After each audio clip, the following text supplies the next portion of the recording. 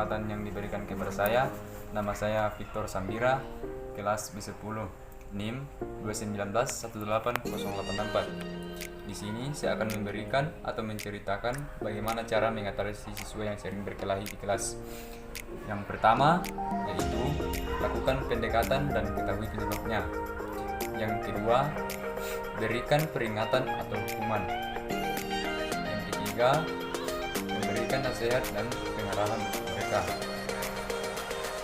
Yang kelima, menghadirkan kegiatan yang bisa menentukan mereka. Yang keenam, memberikan kepada orang tua siswa. Yang ketujuh, menanamkan nilai pendidikan agama. Oke, saya akan menjelaskan secara satu-satu. Yang pertama, lakukan pendekatan untuk mengetahui penyebabnya. Yaitu sebelum kita melakukan hukuman kepada mereka, kita harus mengetahui penyebabnya terlebih dahulu.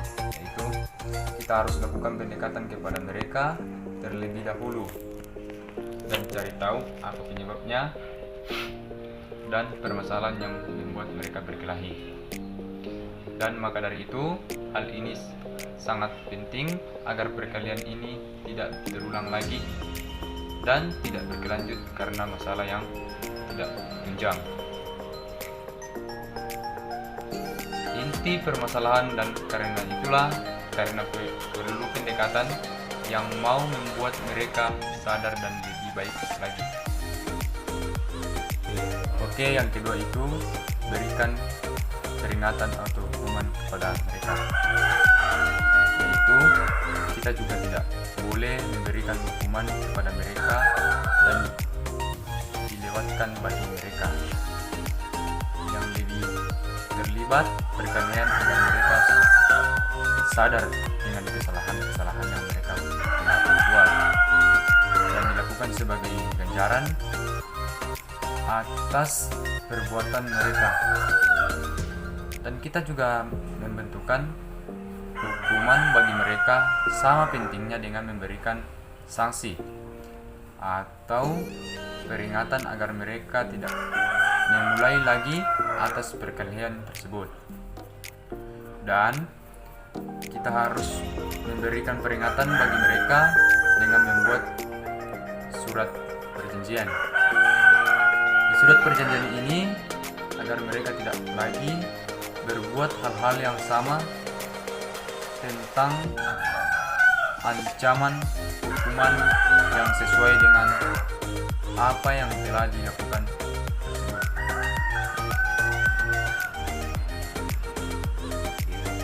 Oke, yang ketiga itu memberikan nasihat dan pengarahan kepada mereka. Itu kita harus memberikan nasihat kepada mereka dengan tujuan agar mereka sadar dengan apa yang mereka lakukan atau kesalahan yang mereka perbuat. Yang tidak baik dengan kita memberikan nasihat kepada mereka yang terdalam dengan menyentuh hati mereka dan bisa menjadi efektif untuk menghilangkan rasa amarah mereka, kesal, dan benci yang berulang di hati mereka. Dan kita juga harus memberikan nasihat kepada mereka secara baik-baik dan menyenangkan mereka agar mereka tidak bisa atau tidak dapat menyadari kesalahan-kesalahan yang mereka buat. Yang keempat, mendamaikan pertengkaran di antara mereka. Yaitu kita harus mampu membuat mereka atau memberikan nasihat kepada mereka tentang apa yang mereka lakukan, dan kita harus juga memberikan hal-hal yang dapat membuat mereka saling memaafkan atau mendamaikan mereka dan satu sama lainnya. Maka dari itu, untuk hal ini sangat penting untuk menghilangkan segala nasihat masalah yang ada pada diri mereka, dan untuk atau sebagai guru sangat membutuhkan di sini untuk menyenangkan hati mereka yang mungkin masih ada yang mereka tidak bisa terima. Iya. Dan kita juga bisa membuat mereka untuk saling memaafkan dengan melupakan semua persoalan-persoalan yang menyakitkan hati mereka, atau membuat mereka bertengkar. Dan jika masih ada dendam, kita harus mampu memberikan solusi bagi yang melakukan pertengkaran di sekolah. Dan salah satu pihak, maka kita harus memberikan solusi bagi mereka dengan cara memberikan nasihat kepada mereka bahwa semua yang Anda lakukan itu tidak baik, dan lakukanlah, dan itu hanya karena terlalu emosi. Maka dari itu, kamu harus bisa memaafkan dia, karena kamu juga bisa menyadari atas kesalahanmu terhadap mereka.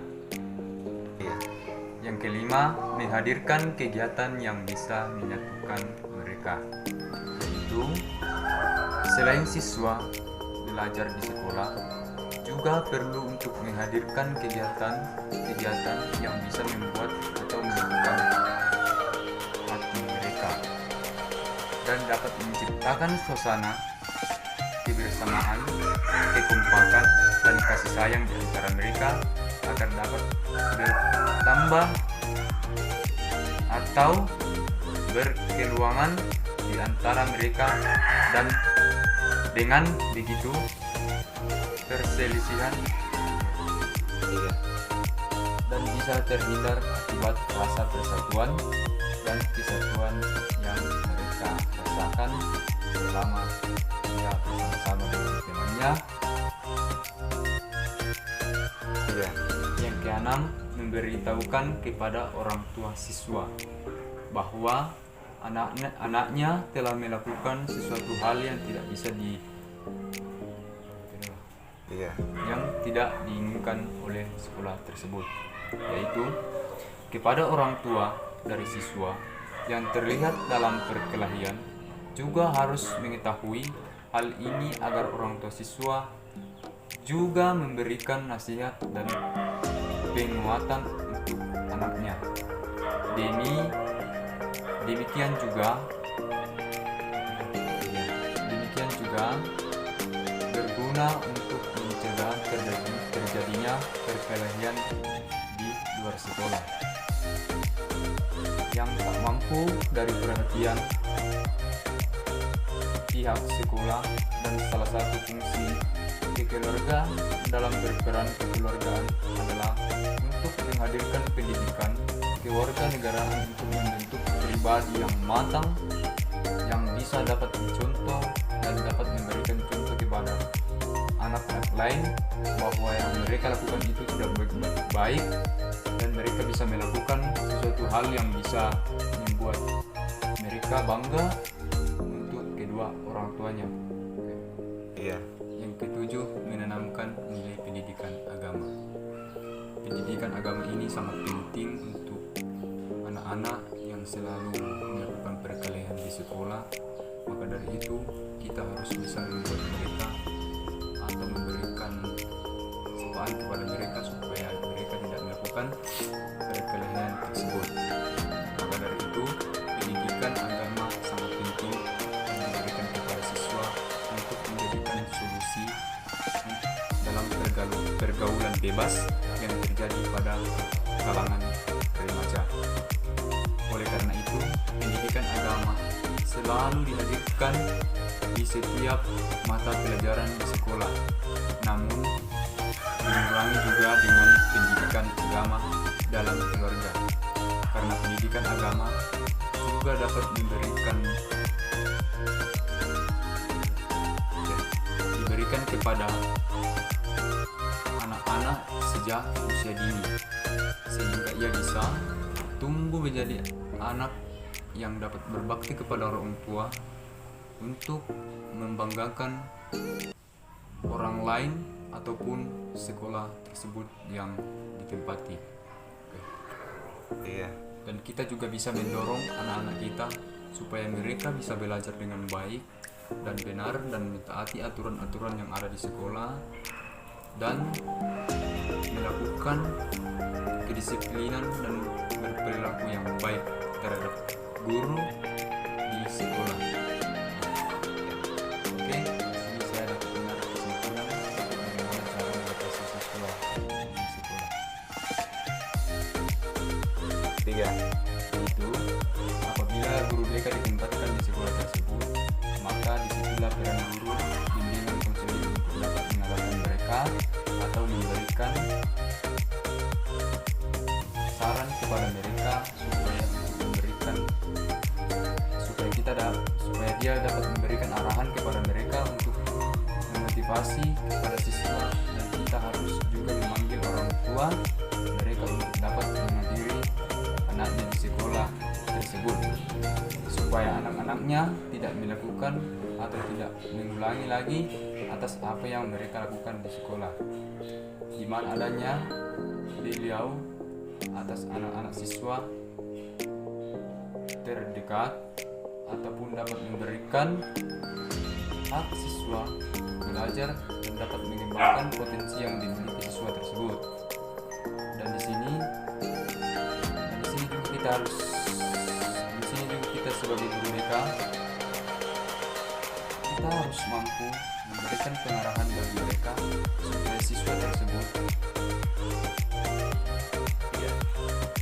oleh gurunya, supaya siswa dapat memahami tentang apa yang telah disampaikan oleh gurunya, dan di situ mereka dapat memotivasi siswa belajar dengan baik dan dapat bermanfaat bagi siswa tersebut. Itulah beberapa hal untuk mengatasi siswa yang sering berkelahi di sekolah. Hal ini sangat membutuhkan perhatian dari banyak pihak. Selain itu, sekolah dan orang tua, karena perkelahian bisa terjadi di mana saja dan dapat merugikan dirinya sendiri. Oke, demikianlah Demikianlah cara mengatasi siswa yang sering berkelahi di kelas. Kurang lebihnya mohon dimaafkan. Sekian. Demikianlah hasil untuk mengatasi siswa di sekolah.